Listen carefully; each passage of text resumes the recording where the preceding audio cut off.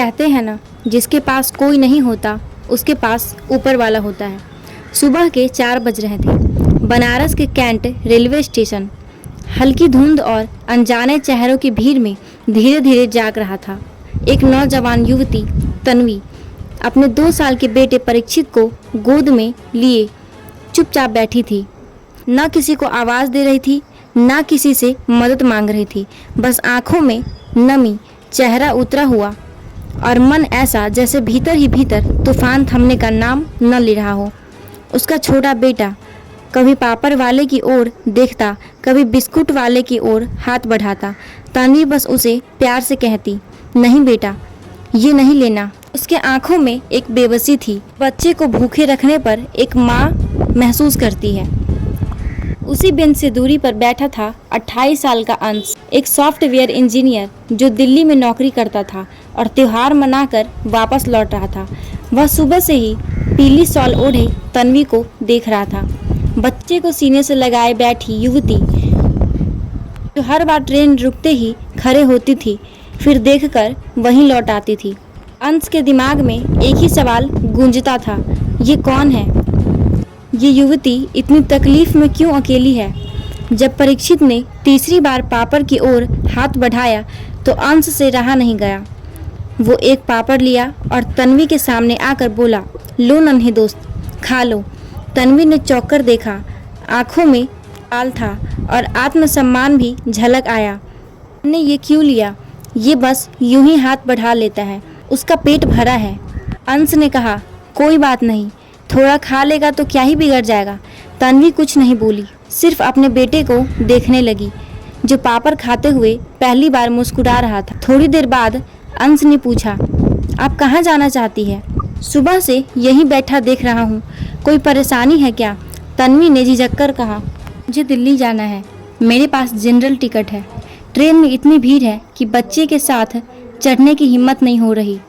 अंश ने कहा, आप चिंता क्यों कर रही है? मैं भी दिल्ली जा रहा हूँ, मेरे पास एसी कोच का टिकट है और मेरे केबिन में जगह भी है। आप चलिए मेरे साथ, मैं टीटी से बात कर लूँगा। तन्वी कुछ देर चुप रही, फिर बोली, मेरे पास पैसे भी नहीं हैं, अगर टीटी ने कुछ कहा तो? अंश ने कहा, आपके पास हिम्मत है, बाकी टिकट मैं संभालूंगा। तन्वी झिझक कर फिर सिर हिला दिया। शायद उसके पास कोई रास्ता भी नहीं था। ट्रेन आई। अंश ने तन्वी का बैग उठाया और उसे अपने कोच तक ले गया। ऐसा लग रहा था कि तन्वी का बोझ सिर्फ बैग का नहीं बल्कि मन का भी बोझ हल्का कर दिया। अंश ने उसे अपनी सीट पर बिठाया। जैसे ही टीटी आया, अंश ने उसे इशारे से बुलाया, कुछ दूर ले जाकर बात की। तन्वी बस दूर से देख रही थी, लेकिन थोड़ी देर बाद टीटी मुस्कुराकर चला गया। सब ठीक है, अब बस चैन से बैठिए। तन्वी ने कहा, आप मेरे लिए इतना क्यों कर रहे हैं? अंश ने कहा, क्योंकि इंसानियत आज भी जिंदा है। फिर कहा, अगर बुरा न माने तो एक बात पूछूं? तन्वी ने सिर हिलाया। अंश ने पूछा, आप बच्चे के साथ अकेले दिल्ली क्यों जा रही है? तन्वी का मन किसी को अपना दर्द बांटना चाहता था। उसने कहा, मेरी शादी 2.5 साल पहले हुई थी।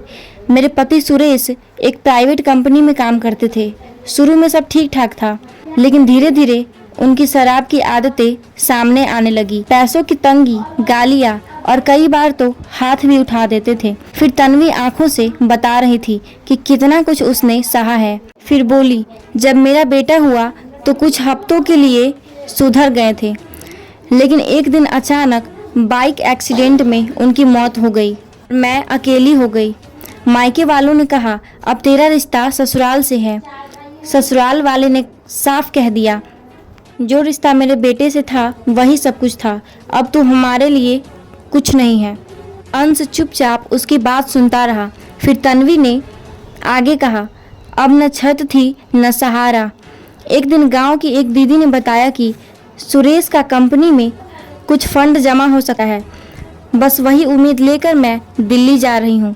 तन्वी ने बेटे के सिर पर हाथ फेरा और कहा, ये बच्चे के लिए अब मैं सब कुछ कर सकती हूँ, बस हिम्मत नहीं जुट रही। अंश ने हाथ बढ़ाया और कहा, अब आप अकेली नहीं हैं। इस वाक्य ने तन्वी को सुकून दिया। रात हो चुकी थी। अंश ने बैग से खाना निकाला और कहा, थोड़ा सा खा लीजिए। तन्वी ने पहले मना किया, फिर अपनी बेटे की तरफ देखा जो थक कर उसकी गोद में सो गया था। फिर बोली, ठीक है, जरा सा रोटी दे दीजिए। दोनों ने साथ बैठकर खाना खाया, जैसे उस खाने ने दोनों के बीच की दीवार को गिरा दिया हो। सुबह हुई। 4 बजे नई दिल्ली स्टेशन आया तो अंश ने परीक्षित को उठा लिया। स्टेशन की भीड़ बढ़ने लगी थी, लेकिन तन्वी के मन में सवाल था, अब कहाँ जाऊँ। फिर उसने अंश ने कहा, मेरे फ्लैट में आप आराम कर सकती है, मैं सामने के कमरे में रहूँगा और सुबह 10 बजे हम कंपनी में भी चलेंगे। तन्वी का किसी पर भरोसा करने के सिवाय कोई रास्ता नहीं बचा था। वो बोली, ठीक है। एक नई उम्मीद के साथ वह दोनों चले गए। जब दोनों फ्लैट पहुंचे तो अंश ने दरवाज़ा खोला और कहा, इस कमरे में रहिए, चिंता मत कीजिए, मैं बाहर वाले रूम में हूँ। तन्वी ने कमरे को देखा। साधारण सा 2 बेडरूम वाला फ्लैट थोड़ा सा अस्त व्यस्त था, लेकिन साफ और सुरक्षित था। इस शहर की भीड़ में कुछ कीमती था तो वो था सुरक्षित महसूस करना। उसने बेटे को बिस्तर पर लिटाया, खुद भी एक कोने में बैठ गई और थकान के कारण वहीं पे सो गई। तन्वी की आंखें खुली तो परीक्षित गहरी नींद में सो रहा था। उसने अपनी माँ की कही हुई आदतें को जगाई और सामान को समेटना शुरू कर दिया। कमरे को थोड़ा ठीक किया। अंश ने कहा, आपको आराम करना चाहिए था। फिर कहा, मैं ऑफिस से आता हूँ, फिर हम दोनों कंपनी चलेंगे। अंश लौटकर आया तो तन्वी तैयार थी। उसने बेटे को भी तैयार किया था। दोनों कंपनी पहुँचे। तन्वी डरी हुई थी, लेकिन अंश ने उसके आत्मविश्वास को थाम रखा था। अंश ने मैनेजर मिस्टर घोष से मुलाकात करवाई। सर, ये सुरेश कुमार की पत्नी है, इनके पति का पीएफ क्लेम करना है। मैनेजर ने तन्वी को देखा। नज़र में सहानुभूति कम और शक ज़्यादा था। देखिए मैडम, आपके पति का अकाउंट हमारे पास है, लेकिन इसके नॉमिनी आपके ससुर है, इसलिए क्लेम वही कर सकते हैं। तन्वी के चेहरे की रंगत उड़ गई। उसने कहा, लेकिन वो तो गांव में है और उन्होंने तो कभी मुझे बताया भी नहीं कि वह नॉमिनी है। मैनेजर ने कहा, आप नंबर दे दीजिए, हम कल तक पुष्टि कर देंगे। तन्वी ने नंबर दिया और एक बेचैनी के साथ बाहर निकली। अंश ने पूछा, सब ठीक तो है ना? तन्वी ने कहा, नहीं। मैनेजर की नज़र में कुछ और था, जैसे वह कुछ और सोच रहा था। दोनों वापस फ्लैट लौटे। तन्वी चिंता के कारण रात को सो नहीं सकी। सुबह जब फ़ोन बजा तो मिस्टर घोष की आवाज़ आई, आपका फंड आपके ससुर ने निकाल लिया है। वो अगले ही दिन सब कुछ निकाल कर ले गए और आपको कुछ भी न देने की बात कही है। तन्वी का पूरा शरीर कांप उठा। वह रोने लगी। उसने कहा, मेरे बेटे का भी हक नहीं समझा उन्होंने, और अब क्या बचा है मेरे पास? अंश ने उसका कंधा थामा और कहा, आप यहीं रहिए, मैं आपके लिए कोई काम तलाश लूँगा। तन्वी बस अपने बेटे को सीने से चिपकाए हुए रोती जा रही थी। दिन बीतते गए। तन्वी अंश के फ्लैट में रहने लगी थी, बिल्कुल सीमित दायरे में, बिना किसी उम्मीद और बिना किसी शिकायत के भी।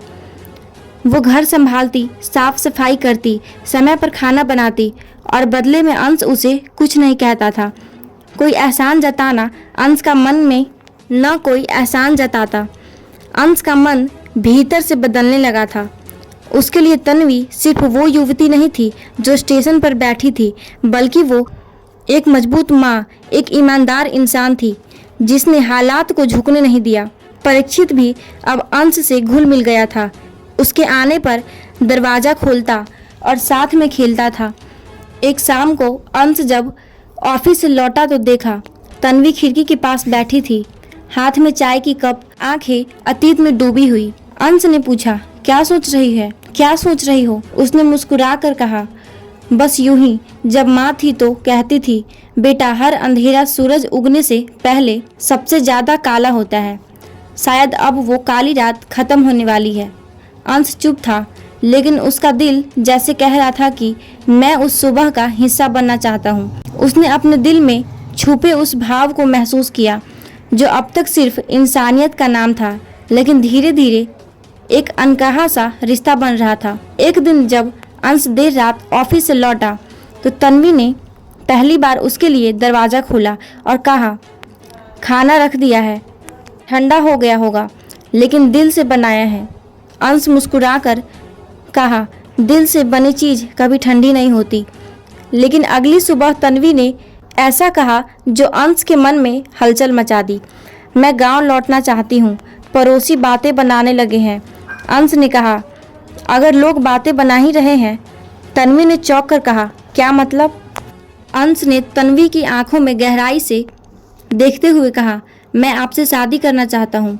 अंश ने तन्वी की आंखों में गहराई से देखते हुए कहा, मैं आपसे शादी करना चाहता हूँ तन्वी, न किसी एहसास के लिए बल्कि इसलिए क्योंकि मैं आपसे और आपके बेटे से दिल से जुड़ चुका हूँ। तन्वी निशब्द हो गई। क्या तुम जानते नहीं हो तुम क्या बोल रहे हो? मैं एक विधवा हूँ, मेरे पास एक बच्चे के सिवाय और कुछ भी नहीं है। अंश ने कहा, मुझे तुम्हारा आज और तुम्हारा साथ चाहिए। तन्वी की आंखें भर आई। उसने पूछा, क्या तुम्हारे माँ बाप मान जाएंगे? अंश ने जवाब दिया, मैंने माँ पापा से पहले ही बात कर ली है, उन्हें कोई दिक्कत नहीं है, बस तुम हाँ कर दो। उस रात तन्वी ने महसूस किया कि उसका भी कोई है। कुछ ही हफ्तों में सब कुछ बदल सा गया। अंश ने तन्वी से सादगी के साथ शादी की। न कोई शोर, न दिखावा, बस घर में मंदिर के सामने माँ पापा का आशीर्वाद भरी मौजूदगी में एक माला फूलों का वादा।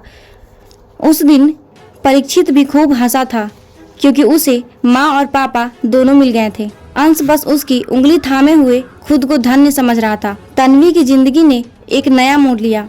तन्वी ने खुशी से जीना शुरू किया। उसने घर से कढ़ाई बुनाई का काम शुरू किया, जिसे अंश ने ऑनलाइन प्लेटफॉर्म पर बेचने में मदद की। समय बीतता गया, परीक्षित बड़ा हो गया। अंश और तन्वी की एक छोटी सी बेटी भी हुई और अब उस फ्लैट में 4 सासें बस रही थी।